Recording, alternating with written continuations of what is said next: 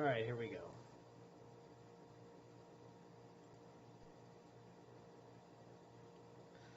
Okay, we're just going to jump into it right here. And let me just double check all my audios. Okay, so I should have it just running through this one audio thing. Hopefully this is going to be okay audio for this. I don't want to take a tremendous amount of time. I didn't want to even do an intro. This is me doing kind of like a tag on, and I'm just going to do it live because I didn't get to finish part 2 of introductions the way I did in a uniform manner when I finished part 1 of introductions. It just took that much longer to read. And I wanted to keep it in the 2-hour mark. Okay. So we are going to hit this up starting over here on page 32 with the concept of the logos, and we're going to read for a couple of pages. Woo!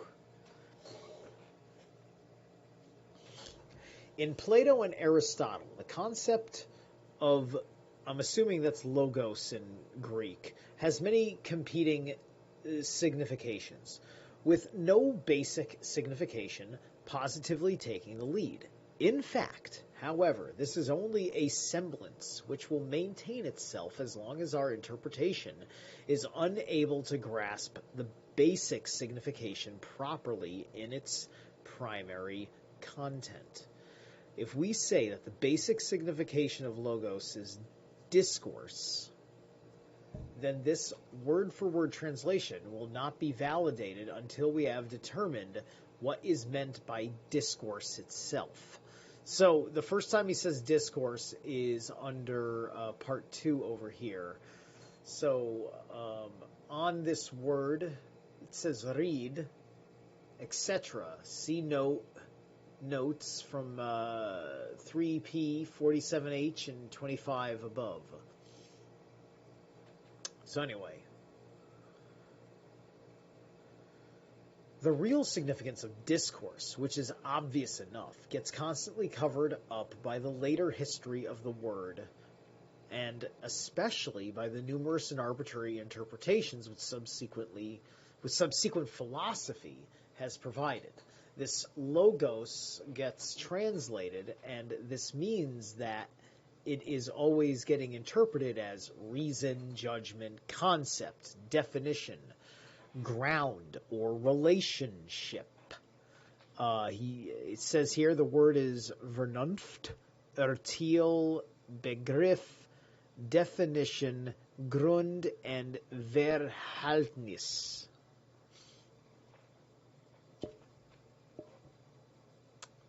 Let's see.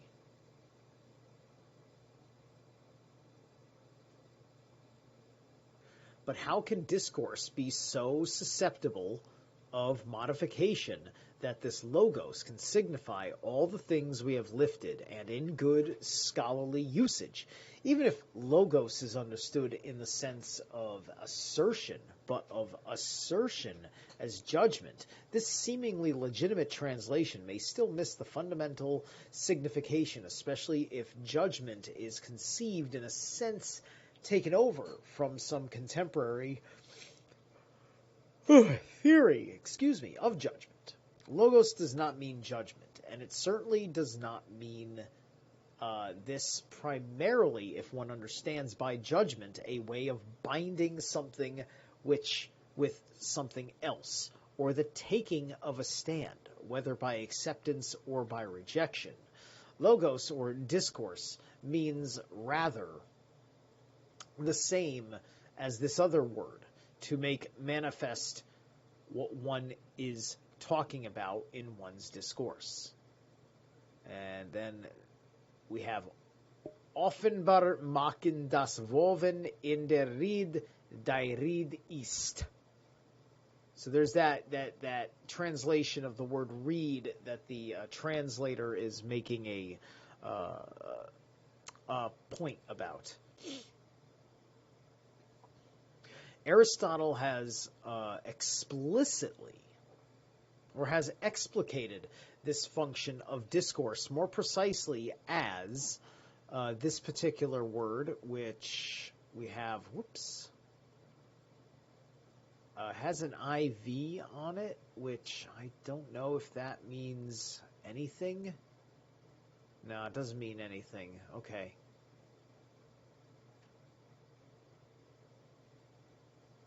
All right, so we're just going to keep going then.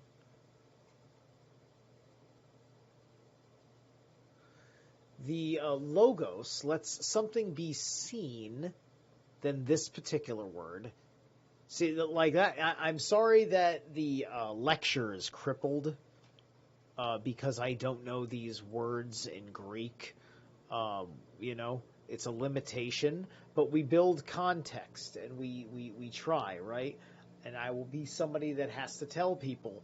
Well, one of my setbacks was that there wasn't a phonetic pronunciation of many of the Greek words that Heidegger used that were then translated to English by the translator.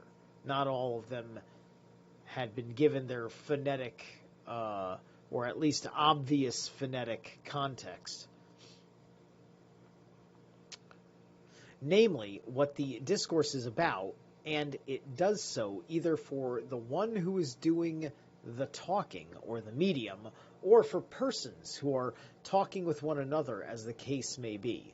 Discourse lets something be seen, and that is, it lets us see something from the very thing which the discourse is about.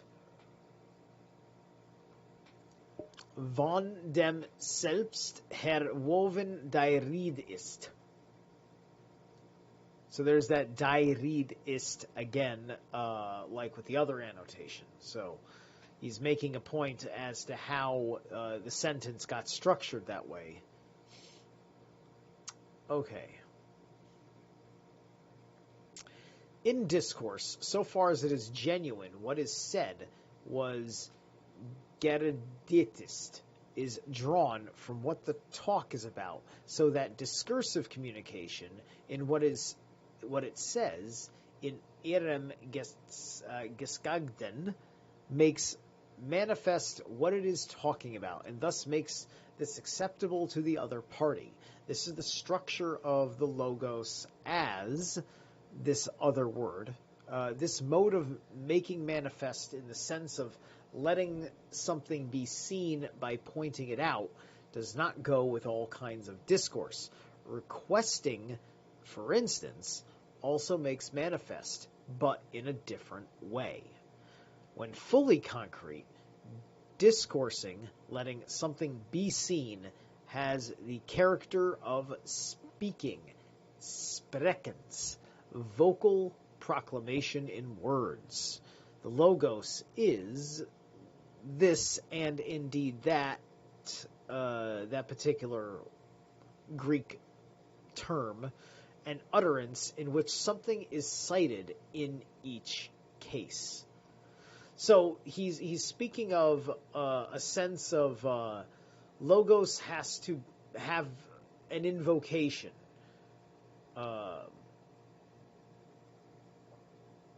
It's not just a word, but it's kind of almost a spoken word.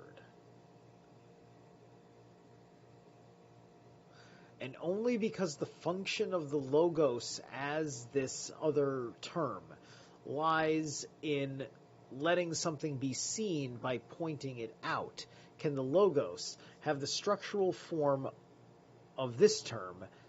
Here, synthesis does not mean a binding and linking together of representations, a manipulation of physical occurrences where the problem arises of how these bindings as something inside agree with something's physical outside.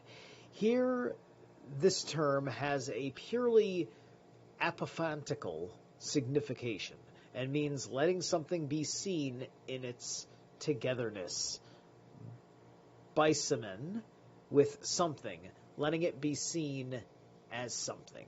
Furthermore, because the logos is a letting something be seen, it can therefore be true or false. But here, everything depends on our steering clear of any conception of truth which is constructed in the sense of agreement. So it's more like it's manifesting, but it's the letting it be seen, meaning that you're explaining something in such a way that it reveals it because it's always been there, right? And so this is revealing a concept, which then changes your understanding of what you're looking at and brings it into clarity, or at least into a more fitting interpretation.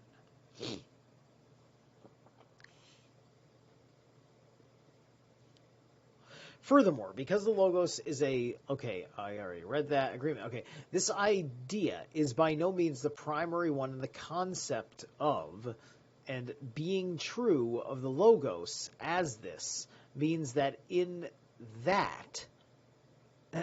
All right, so like he's stringing a whole bunch of sentences. I'm doing my best using pronouns, basically, for all of these different terms. That the only one I believe I understand is the one that seems to say that may be logos here because of its context at the beginning.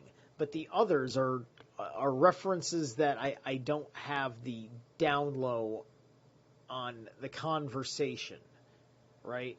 This would require me going back, and in time I will go back, but that is not this time.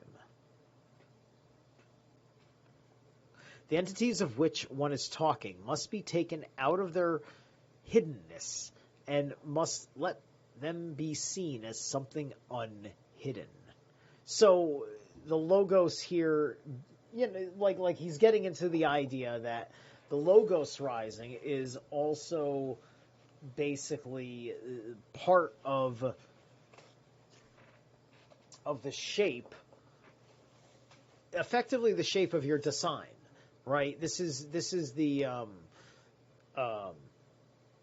logos informs your mind as how to interpret the meaning of what you see.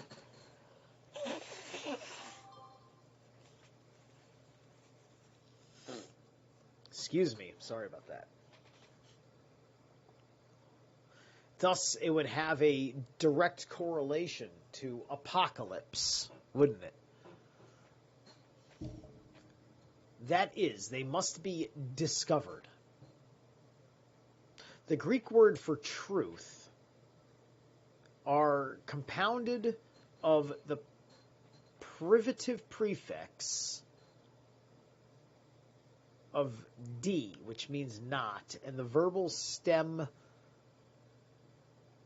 I don't even know if that's D, because, all of this is coming out of the Greek word, so it looks like a D, but I don't know what it is. And the stem of this word, which means to escape notice. So, not to escape notice. To be concealed. To escape notice or to be concealed. And so this is to not escape the noticing or to not be concealed. The truth may thus be looked upon as that which is unconcealed, that which gets discovered or uncovered, the entdeckt. All right, so that's part of this breakdown for these Greek words of truth.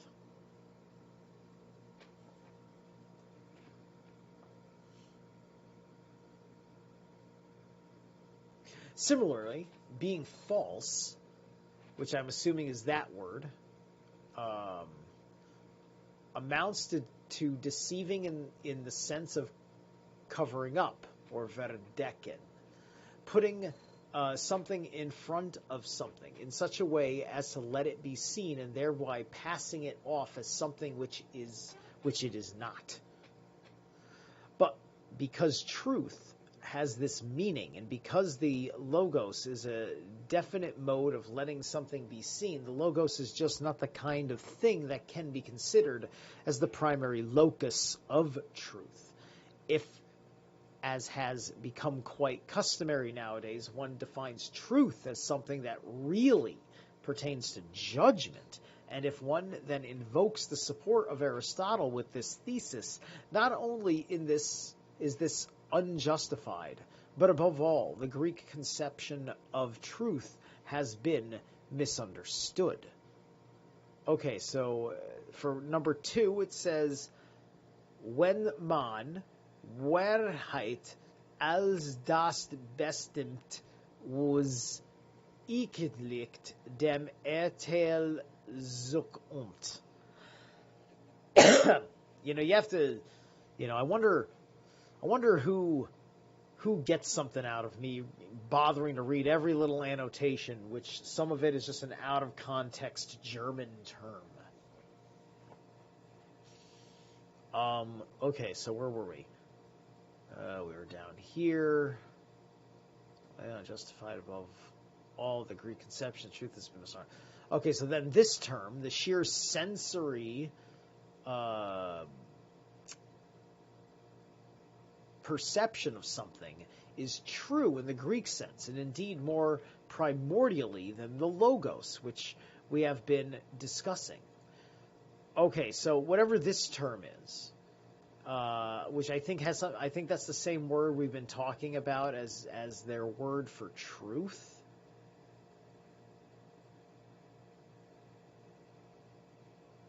Means entities. Yeah. Well, either way, what they're saying is that word, that term, this is something that is before. It is before logos, right? So obviously, you got to think along the lines of epistemology, right? Like the logos is going to come out of a deeper understanding of things gathered together, right? The logos isn't just me saying, hey, I had a sandwich today, right? And now it's been revealed that Steve had a sandwich. That's not the logos. I mean, you could maybe make a microcosmic point of it being a kind of logos, but it's so mundane and irrelevant, right? But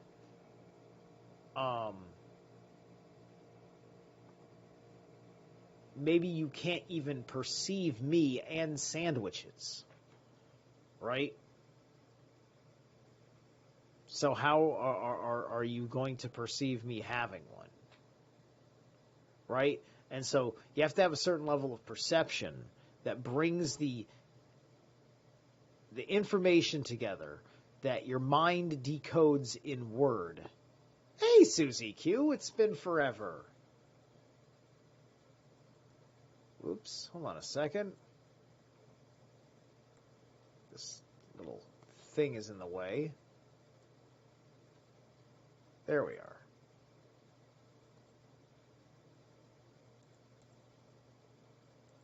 All right, Susie, you're a mod. Good to see you. I know it's been too goddamn long. Anyway, my point is that that you're not just going to have the revelation because somebody reveals it to you. There has to be meaning behind what is me, what is a sandwich. That makes sense to you, right? And that's how it becomes an apocalypse, right? People want to have this apocalypse in the conspiracy truther movement. That's really part of what it is, right? Everybody wants to be that voice. I want to be that voice too, or at least I wanted to. Maybe I still kind of do. I still love all this. But you're running in there, and you're trying to wake everybody up because either you believe we're reality manifestors or you believe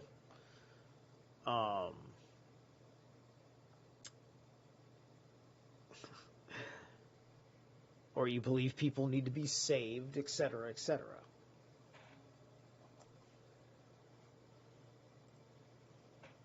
The sheer sensory perception of something is true in the Greek sense, and indeed more primordially than the logos, which we have been discussing. Just as seeing aims at color, any of these terms aims at those terms, those entities which are genuinely accessible only through it and for it. And to that extent, this perception is always true.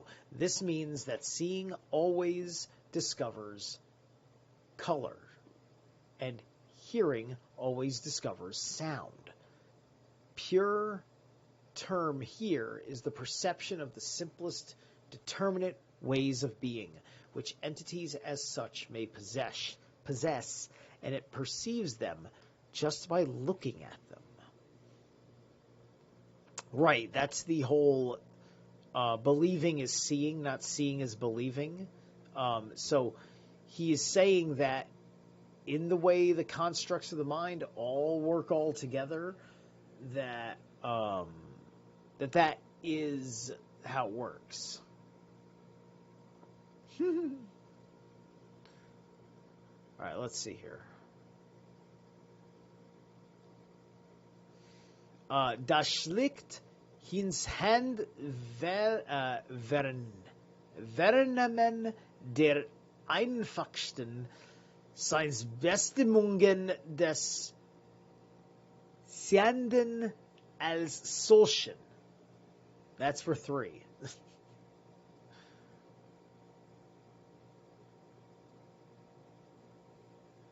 All right, where was I? The entities. This means always discovers that this. Sorry, hold on. Okay, there we go. So this term is what is true in the purest and most primordial sense. That is to say, it merely discovers, and it does so in such a way that it can never cover up, and then this term can never cover up, it can never be false. It can, at worst, remain a non-perceiving, and then that Greek term there, not sufficing for straightforward and appropriate access. When something no longer takes the form of just letting something be seen, but is always harking back to something else to which it points, so that it lets something be seen as something, it thus acquires a synthesis structure, and with this it takes over the possibility of covering up. So for number 4 it reads, Was nicht mehr dein Wohlsageform des reinen Sehenlassens hat, sondern je ein Hofweisen auf ein anderes rekurriert und solche etwas sehen lässt, das übermummt mit dieser Synthesis-Structure, like synthesis structure, okay, die Möglichkeit des Verdeckens. All right, there we go. My German feels like it's getting better every time I do these reads. The truth of judgment, however, is merely the opposite of this covering up, a secondary phenomenon of truth with more than one kind of foundation. Ein mehrfach fundiertes Phänomenon von Wahrheit, a secondary or founded phenomenon, is one which is based upon something else. The notion of Fundierung is one which Heidegger has taken over from Husserl, and see our notes from 1P86 on H59 below. Okay. Both realism and idealism have equal thoroughness, missed the meaning of the Greek conception of truth, in terms of which only the possibility of something like a doctrine of ideas can be understood as philosophical knowledge. And because the function of the logos lies in merely letting something be seen, in letting entities be perceived, I'm werden handlassen des Seenden, logos can signify the reason, or Vernunft. And because, moreover, the logos is used not only with the signification of this term, but also with that of that term, with that which is exhibited as such. And because the latter is nothing else than this term, which as present at hand already lies at the bottom, or zum Grund, of any procedure of addressing oneself to it or discussing it. Then there's another word which I see the word logos, but then it extends itself. It's like logos, and then it's qua something. Is that like a lambda? And is lambda how I do A? No, lambda is how I do L, because it's there with logos. Well, either way, I don't know these words in Greek, right? So, I hope we don't have to. I don't have to do this the entire book. It's going to get exhausting in an oral form, but let's have at it anyway. So that term means the ground, the ratio, and finally, because logos as this can also signify that which is something, with that which as something to which one addresses oneself becomes visible in its relation to something in its relatedness. Logos acquires the signification of relation and relationship.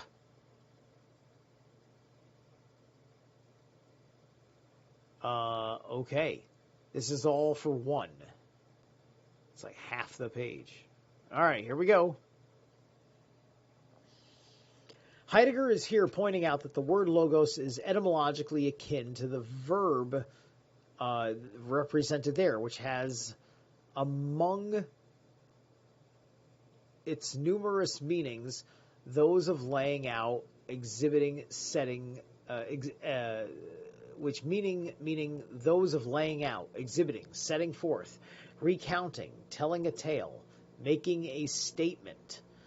Thus, logos as this particular word can be thought of as the faculty of reason, or Vernunft, which makes such activities possible. But logos can also mean that word, that which is laid out, exhibited, set forth, or told. In this sense, it is the underlying subject matter to which one addresses oneself and which one discusses the Ansprechen und Besprechen. As such, it lies at the bottom, zum Grund, of what is exhibited of or told, and is thus the ground or reason, Grund, for telling it. But when something is exhibited or told, it is exhibited in its relatedness, in seiner Bersgonheit. And in this way, logos, as this kind of thing, comes to stand for just a relation or relationship. The Beziehung und Verhältnis. The three senses here distinguished correspond to three senses of the Latin ratio, by which logos was traditionally translated, though Heidegger explicitly calls attention to only one of these. Notice that Beziehung, which we translate as relation, can also be used in some context where Aussprechen, or our addressing oneself, would be equally appropriate. Notice further that Verhältnis, our relationship, which is ordinarily a synonym for Beziehung, can, like logos and ratio, also refer to the special kind of relationship which one finds in a mathematical proportion. The etymological connection between Vermen and Vernunft should also be noted. So thus the term phenomenology is quite different in its meaning from expressions such as theology and the like. Those terms designate the object in their respective sciences according to the subject matter which they comprise at the time, or in ihrer jeweiligen Sachhaltigkeit. And of course, I forgot to mention that we found ourselves. Oh, wait a minute. Oh, I'm sorry. I read this like it was this up here. We're gonna scroll back a second. This interpretation of the apophthegmatical discourse may suffice to clarify the primary function of the logos. Now we are at part C of the second part of the introduction, the preliminary conception of phenomenology.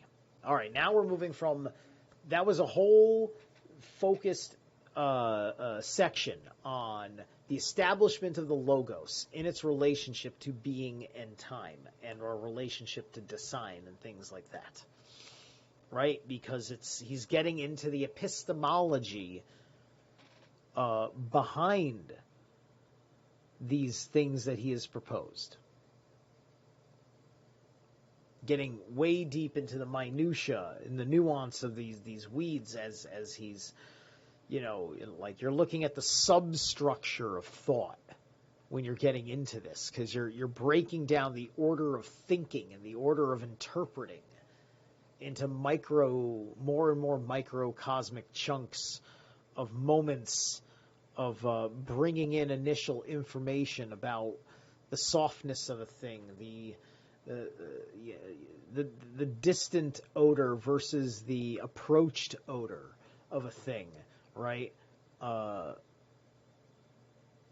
Its proportions, how does it, its initial touch versus how you've continued to notice differences as you've touched it, as more information about it comes in and changes the picture of it in your mind, and thus giving you your reference point for being and the time it took for you to establish that reference point, right? Because the nature of your being is changing, because your understanding of that which is not you and to be compared and contrasted to you keeps changing, and you get more information, and you try to navigate your understanding of things via this. All right. When we envisage concretely what we have set forth in our interpretation of phenomenon and logos, we are struck by an inner relationship between the things meant by these terms. The expression phenomenology may be formulated in Greek as this particular term, where that term means the other. I'm just throwing them out there because I can't pronounce them. I don't know how to pronounce them. I'm sorry.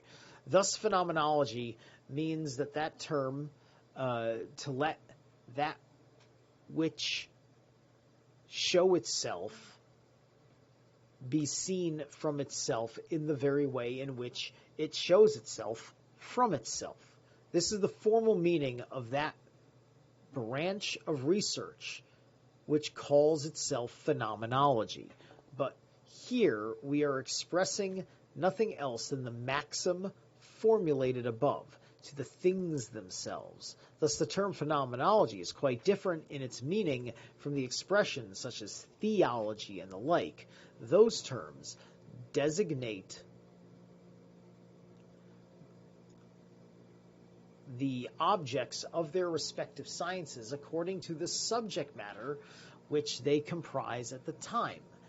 And then I read that. Phenomenology neither designates the object of its research nor characterizes the subject matter thus comprised. The word merely informs us of the how, that which what is to be treated in this science gets exhibited and handled. To have a science of phenomena means to grasp its objects in such a way that everything about them which is up for discussion must be treated by exhibiting it directly and demonstrating it directly. In Direktor Aufweisung und Direktor Ausweisung. That's the only thing we got on this page. All right, the expression descriptive phenomenology, which is at the bottom, tautological, has the same meaning, and here, description does not signify such a procedure as we find. Let us say in botanical morphology that the term has rather the sense of a prohibition, the avoidance of characterizing anything without demonstration. The character of this description itself, the specific meaning of the logos, can be established, first of all, in terms of the thinghood, or the Sachheit, of what is to be described. That is to say, of what is to be given scientific definiteness, as we encounter it phenomenally. The significance of phenomenon, as conceived both formally and in the ordinary manner, in such that any exhibiting of an entity as it shows itself in itself may be called phenomenology, with formal justification. So what Heidegger is saying here is that science can figure out being and time if it used phenomenology to establish its basis for measuring, right? Because subject matter is the box that science plays in, and being and time is outside of subject matter. Now, what must be taken into account if the formal conception of phenomenon is to be deformalized into the phenomenological one, and how is this latter to be distinguished from the ordinary conception? What is it that phenomenology is to let us see? What is it that must be called a phenomenon in the distinctive sense? What is it that by its very essence is necessarily the theme whenever we exhibit something explicitly? Manifestly, it is something that proximally, and for the most part, does not show itself at all. It is something that lies hidden, in contrast to that which proximally, and for the most part, does not show itself, but at the same time it is something that belongs to what thus shows itself, and it belongs to it so essentially as to constitute its meaning and its ground.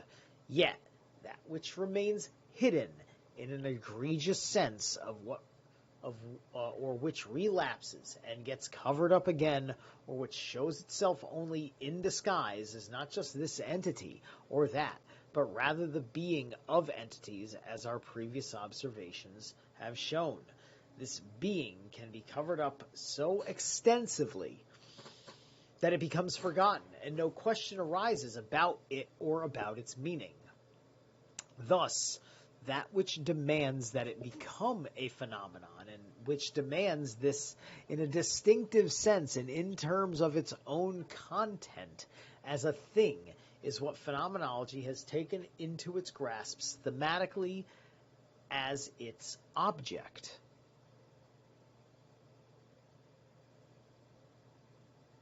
Whoops. Hold on.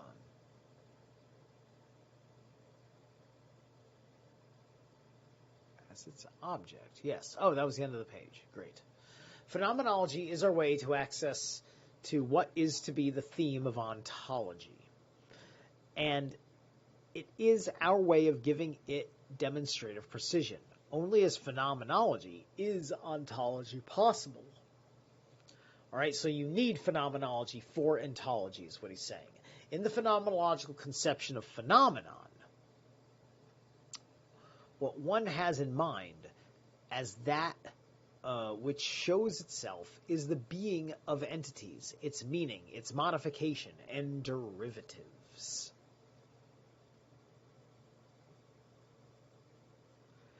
Okay, translation, der Phänomenologie. All right, gotcha.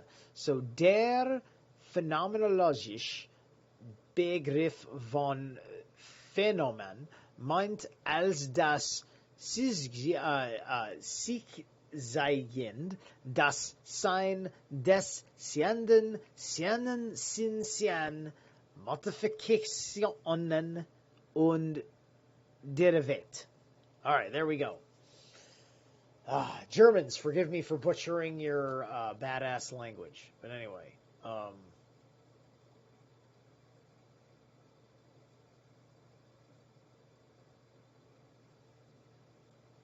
where's number 1 where I just read that? Okay, and this showing itself is not just any showing itself, nor is it some such thing as appearing, least of all can the being of entities ever be anything such that behind it stands something else which does not appear. Behind the phenomena of phenomenology, there is essentially nothing else. On the other hand, what is to become phenomenon can be hidden, and just because the phenomena are proximately and for the most part not given, there is need for phenomenology. Cover-upness is the counter-concept to phenomenon. So covered-upness is the counter-concept to phenomenon, right? So this turns we use the word phenomenon for extraordinary things we can't explain.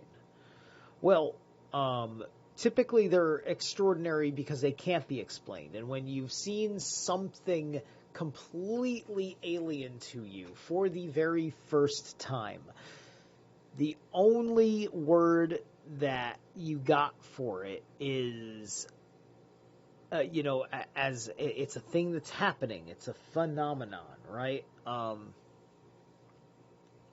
People will say when there's certain kinds of trends that have people doing odd behaviors as a part of that trend, they'll call it a phenomenon, right? There was a certain point in the 2000s when doing the Macarena at every effing party was the phenomenon, right? If you weren't familiar with the Macarena, you turn around, you watch all these people doing this line dance thing, shaking their hips, and it's highly repetitive, but all the girls are goofy and laughing about it, and then some guy does it, and the girls love it because he's shaking his hips, and he's a decent-looking guy, and it's a whole thing, right? And that's a phenomenon, right? It's very mundane. Then you've got like a UFO mothership materializes over your freaking house. That's not a mundane phenomenon, right? These different extremes, but here you have proper use of the term. So the covered-upness means lack of phenomenon. That makes complete sense. There are various ways in which phenomena can be covered up. In the first place, a phenomena can be covered up in the sense that it is still quite undiscovered. It is neither known nor unknown. The term, this isn't all translation. What we have here is über seinen Bestand gibt es weder Kenntnis noch Unkenntnis. The earlier editions have Erkenntnis, where the latter ones have Unkenntnis. The word Bestand always presents difficulties in Heidegger. Here, it permits either of two interpretations, which we have deliberately steered between. Whether there is any such thing is neither known nor unknown, and what is comprises, and what it comprises is something of which we have neither knowledge nor ignorance. Moreover, a phenomenon can be buried over, or verschüttet.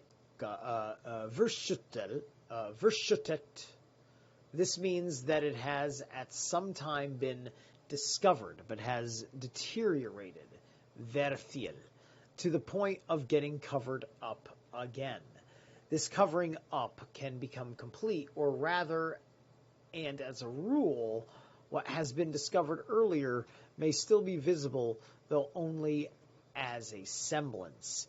Yet, so much semblance, so much being. So, yeah, it's kind of like, something fades away. Perhaps it's acquired too much dirt and it's covered up the markings on it, so it looks like a blank surface, and then you clean it up, and then all of a sudden it reveals the grooves, the indentations, and the paint that makes a message in words pop up, right? This kind of situation. For 3 here, we will sein gerak sovel sein. That's for 3. This covering up as a disguising is both the most frequent and most dangerous, for here the possibilities of deceiving and misleading are especially stubborn. Within a system, perhaps those structures of being and their concepts, which are still available, but veiled in their indigenous, in their indigenous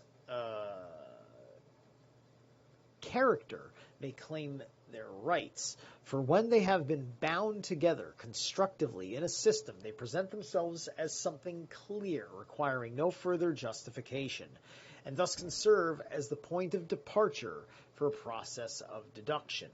The covering up itself, whether in the sense of hiddenness, burying over, or disguise, has in turn 2 possibilities.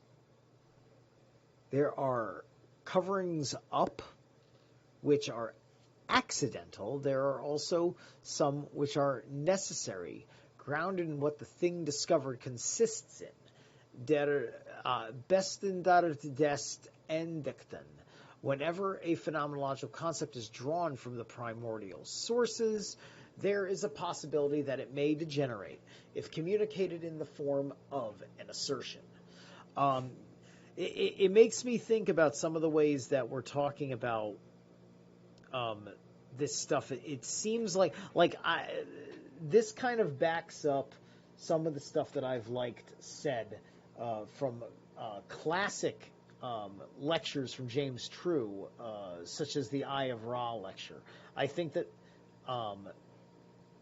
if you have listened to James True's Eye of Ra, then making sure that you know Heidegger's being in time, I think that's going to make a lot of sense. All right, so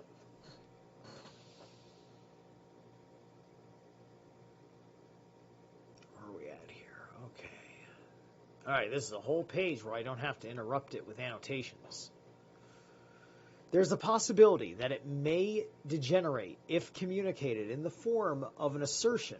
It gets understood in an empty way and is thus passed on, losing its indigenous character and becoming a free-floating thesis. Even in the concrete work of phenomenology itself, there lurks the possibility that what has been primordially within our grasp may become hardened so that we can no longer grasp it. And the difficulty of this kind of research lies in making it self-critical in a positive sense. The way in which being and its structures are encountered in the mode of phenomenon is one which must first of all be wrested from the objects of phenomenology, thus the very point of departure, or Ausgang, for our analysis requires that it be secured by the proper method just as much as does our access, or Zugang, to the phenomenon, or our passage, Durchgang, through whatever is prevalently covering it up. The idea of grasping and explicating phenomenon in a way which is original, intuitive, originären and intuitiven, is directly opposed to the naivete of a haphazard, immediate, and unreflective beholding, schauen. Now that we have delimited our preliminary conception of phenomenology, the terms phenomenal and phenomenological can also be fixed in their signification. That which is given and explicable is the way the phenomenon is encountered, is called phenomenal. This is what we have in mind when we talk about phenomenal structures. Everything which belongs to the species of exhibiting and explicating, and which goes to make up the way of conceiving, demanded by this research is called phenomenological. Give me a minute here. I want to see what we got. Designs of the treatise. Oh, good. We're almost done.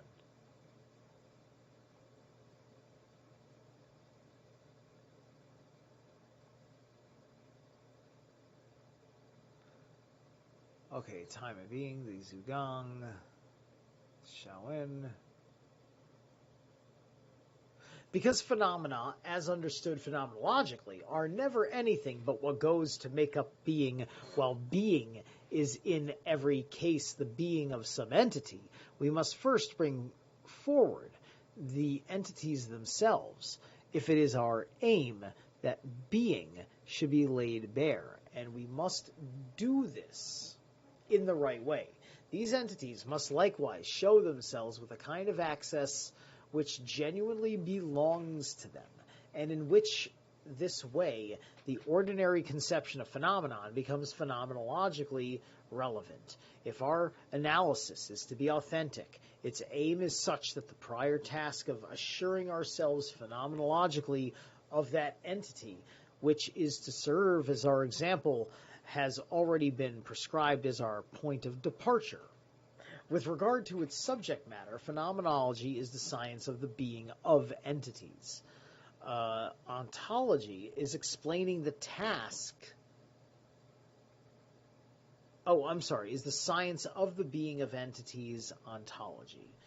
In the explaining of tasks of ontology, we find it necessary that there should be a fundamental ontology, taking as its theme the entity which is ontologically distinctive, Dasein, in order to confront the cardinal problem, the question of the meaning of being in general. Our investigation itself will show that the meaning of the phenomenological description as a method lies in its interpretation. The logos of the phenomenology of Dasein has the character of a Greek term through which the authentic meaning of being and also those basic structures of being which Dasein itself possesses are made known to Dasein's understanding of being.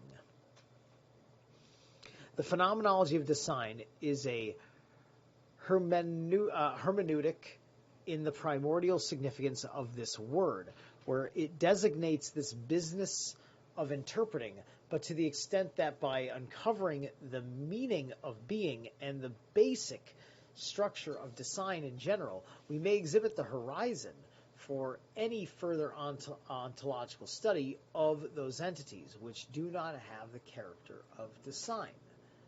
The hermeneutic also becomes a hermeneutic in the sense of working out the conditions on which the possibility of any ontological investigation depends. And finally, to the extent that Dasein as an entity with the possibility of existence has ontological priority over every other entity. Hermeneutic as an interpretation of Dasein's being has the third and specific sense of an analytic of the existentiality of existence. And this is the sense which is philosophically primary. Then, so far as this hermeneutic works out,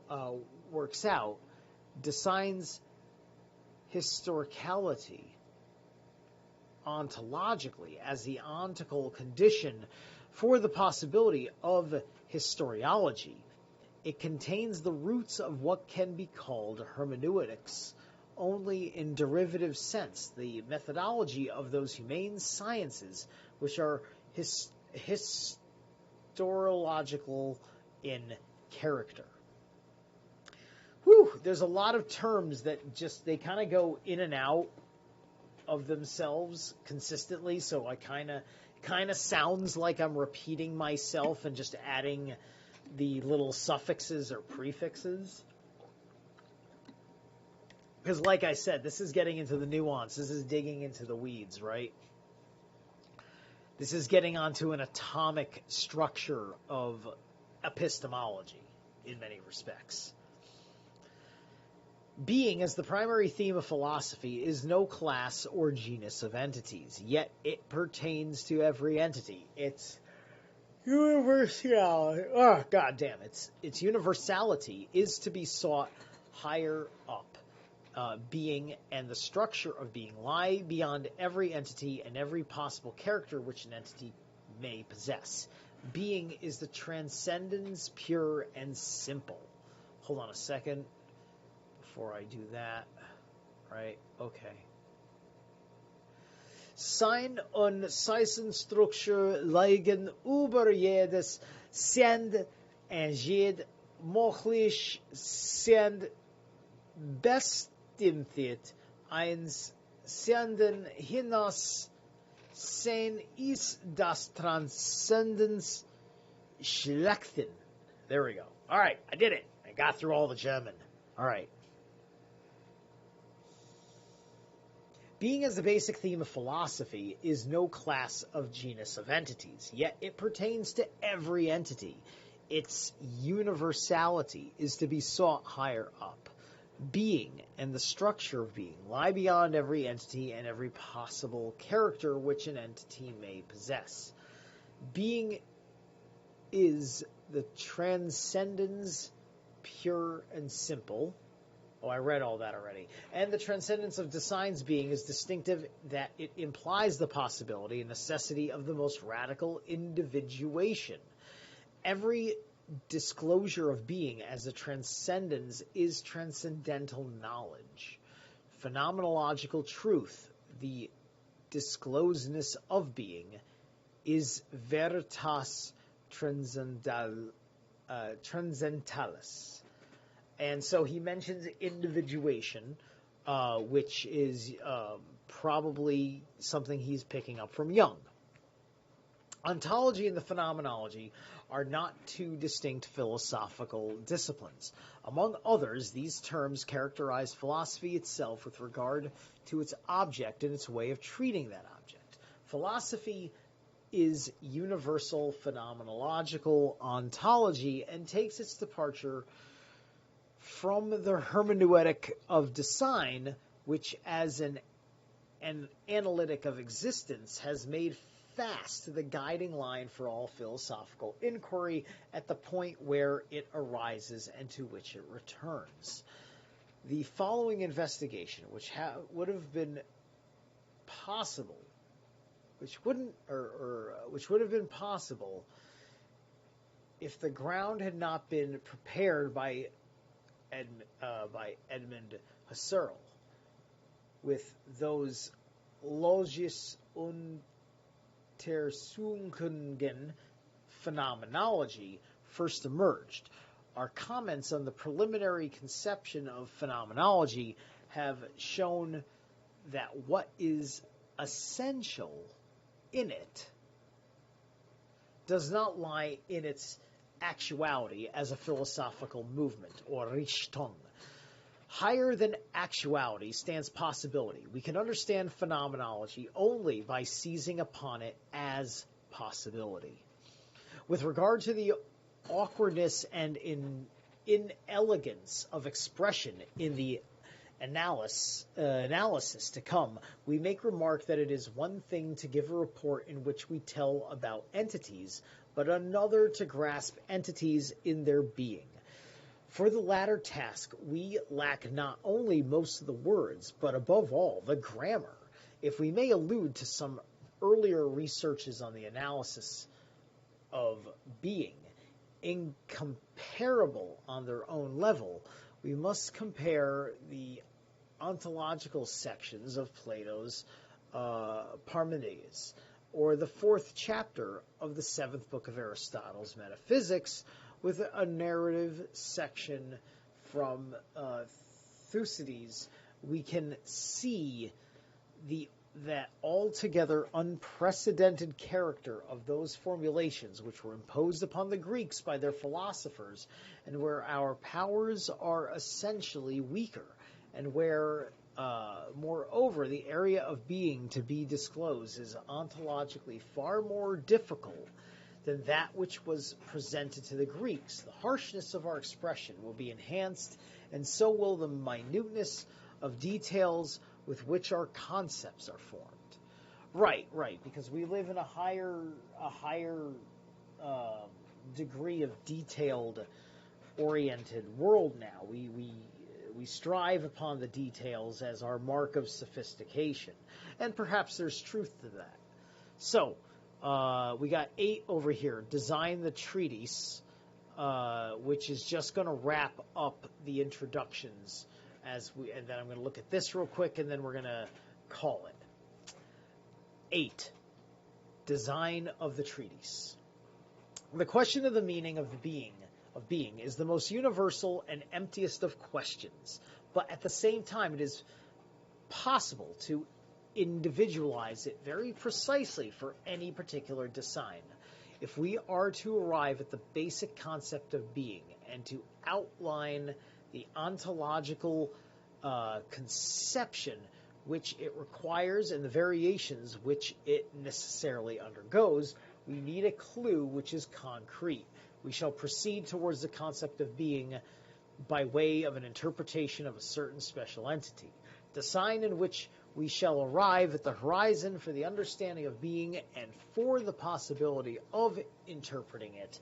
The universality of the concept of being is not belied by the relatively special character of our investigation. But this very entity, design, is in itself historical, so that its own most ontological elucidations necessarily become an historiological interpretation.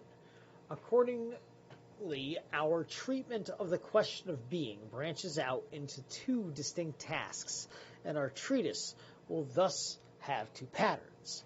Part 1, the interpretation of design in terms of temporality and the explication of time as the transcendental horizon for the question of being. And Part 2, the basic features of phenomenological destruction of the history of ontology with the problematic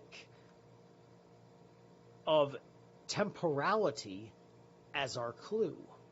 Part 1 has 3 divisions. The first is preparatory fundamental analysis of design, then design and temporality, and then being and time. There's an annotation just for that. Part 2 and the 3rd division of Part 1 have never appeared.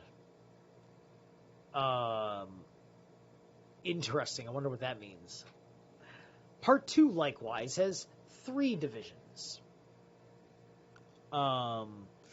Kant's doctrine of schematism and time as a preliminary stage in a problematic of temporality. 2, the ontological foundation of Descartes' cogito sum, and how the medieval ontology has been taken over into the problematic of the res cogitans. And then 3, Aristotle's essay on time as providing a way of discriminating the phenomenal basis and the limits of ancient ontology. That's it. next stream will be part 1 of the guts of the book, the interpretation of design in terms of temporality and the explication of time as the transcendental horizon for the question of being. We still have over 500 pages of all this. So this is going to take some quote-unquote time. So I'm looking over here at it. We're probably going to do section by section as such, right? Like here's 42. That's effectively going to be the beginning of it, right? We're going to read that, and then we're going to jump across that page, and then we're going to start here. That starts on page 42, and then that's 11 pages. And then after that goes to 63. So probably with each one, depending on how fast these reads precisely are, but at about 10 pages apiece, the next the game plan I should be able to map out is one stream per each of these sections, and there's 6 for part 1, and then 6 for part 2. So that should be about 12 episodes if I can bang those out in 1 to 2 hours. All right, so here I am, Zerilath, doing what you miss me for. All right, guys. That's it for me. Like I said, this is just kind of an in and out. Look at that. I got that done just over an hour. This is an in and out, right? As an hour-long stream, it's not even an in and out. It's kind of a full stream. But it's all good. So now we're done with introductions. And things will get real interesting once we actually move into it. You guys have a great one. I'll figure out when I want to schedule the next thing. Peace out.